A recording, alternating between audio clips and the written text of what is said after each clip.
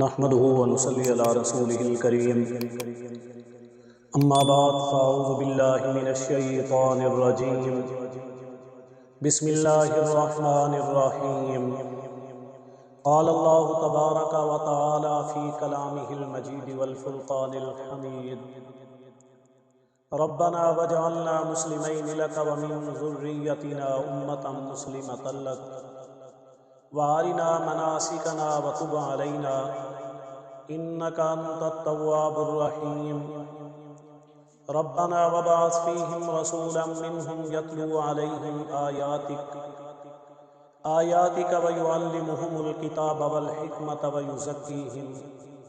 انک انت العزیز الحکیم صدق اللہ العلی العظیم۔ میرے واجب الاحترام خواتین و حضرات، جب سیدنا ابراہیم علیہ السلام اور سیدنا اسماعیل علیہ السلام یعنی باپ اور بیٹے نے بیت اللہ کو تعمیر کیا، تعمیر مکمل کرنے کے بعد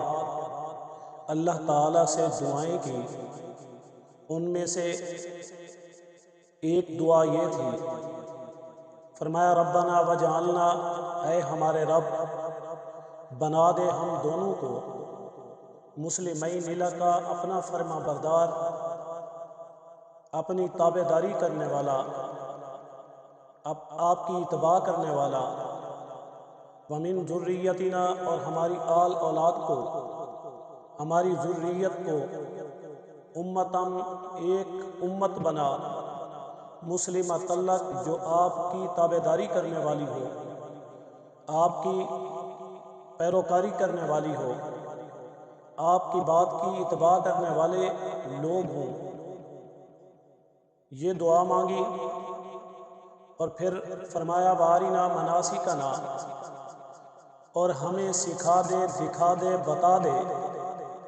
مناسک حج، یعنی ہم آپ کی عبادت کریں اور اس عبادت کے طور طریقے، اس کے راہ رسم، اس عبادت کے جو بھی انداز ہیں ہمیں وہ دکھا دے، وتب علینا، اور ہمیں رجوع کرنے والا بنا، آپ کی طرف لوٹنے والا بنا، انک انت التواب الرحیم، بے شک آپ معاف کرنے والے ہیں، رجوع کی توفیق دینے والے ہیں اور رحم کرنے والے ہیں۔ یہ دعا مانگی اور اللہ تعالیٰ نے آپ کی ان دعاؤں کو قبول کیا، اور پھر آخری ایک دعا مانگی،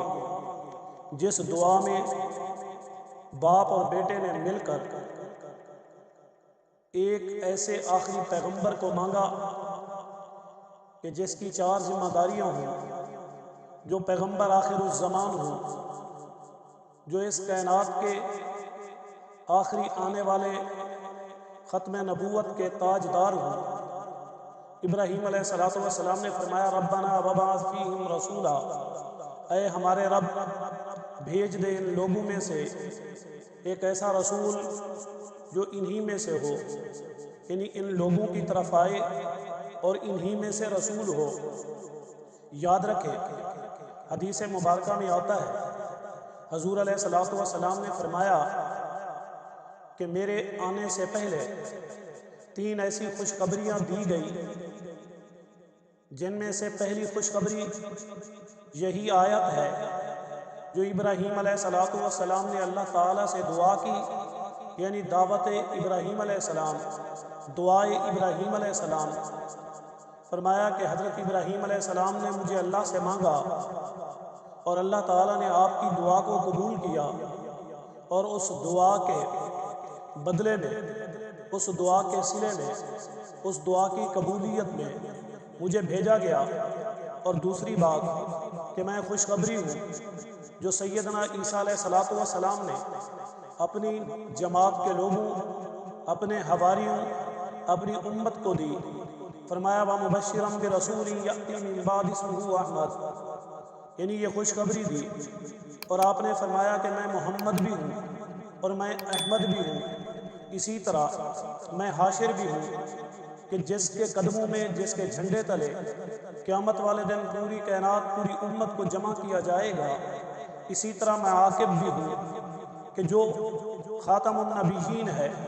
آخری پیغمبر ہے۔ عاقب کا معنی کہ جس کے بعد کوئی اور پیغمبر نہ ہو، سب سے آخر میں آنے والا، ختم نبوت کو مکمل کرنے والا۔ تو اس لیے فرمایا کہ میں عاقب بھی ہوں کہ اللہ نے مجھے آخری پیغمبر بنا کر بھیجا، لنبی بعدی، کہ میرے بعد کوئی نبی نہیں، لا نبی بعدی، کہ نبوت کا دروازہ بند کر دیا گیا، اسے ختم کر دیا گیا۔ اس لیے کہ اللہ تعالیٰ نے آپ کو پیغمبر اور رسول بنا کر بھیجا۔ تو ابراہیم علیہ السلام نے یہ دعا کی تھی کہ اس پیغمبر کی 4 صفات ہوں، جن میں سے پہلی صفت یتلو علیہم آیاتک، کہ وہ ان لوگوں پر تلاوت کریں آپ کی آیات کو، آپ کے کلام کو، آپ کے باتوں کو، آپ کے اس قرآن کو، یعنی اللہ تعالیٰ کے بتائے ہوئے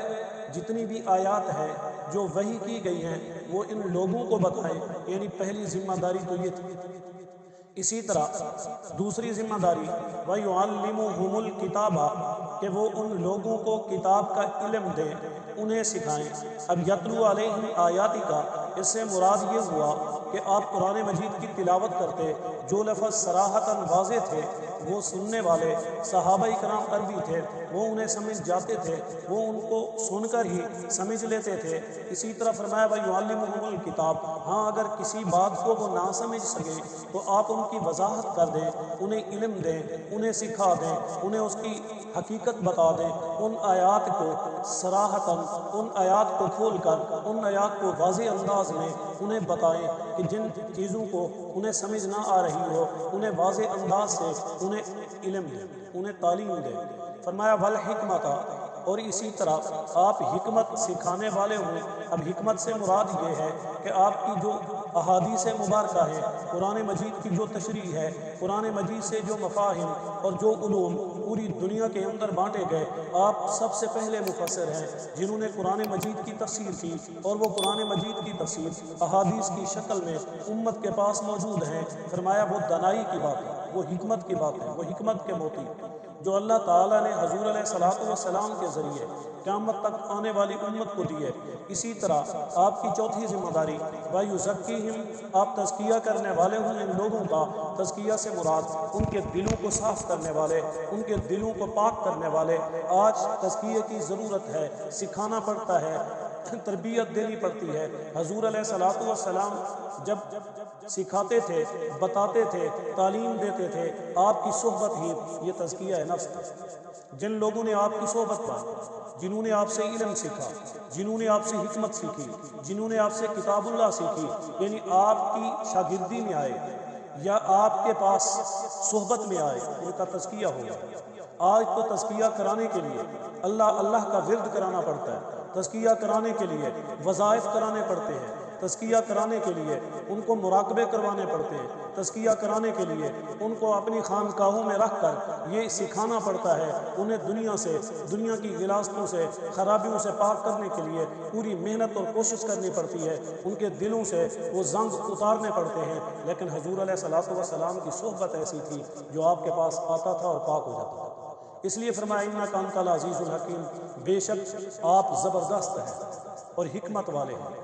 اللہ کی ذات سب سے طاقتور ہے، برتر ہے، زبردست ہے، پر حکمت والی بھی ہے۔ اللہ تعالیٰ کی یہ حکمت تھی کہ آپ نے ابراہیم علیہ السلام کی دعاؤں کے صدقے پیغمبر آخر الزمان کو بھیجا، اور ہمارے لیے یہ بہت بڑی سعادت کی بات ہے۔ اس سے بڑھ کر کوئی سعادت کی بات نہیں کہ اللہ نے ہمیں پیغمبر آخر الزمان کا امتی بنایا۔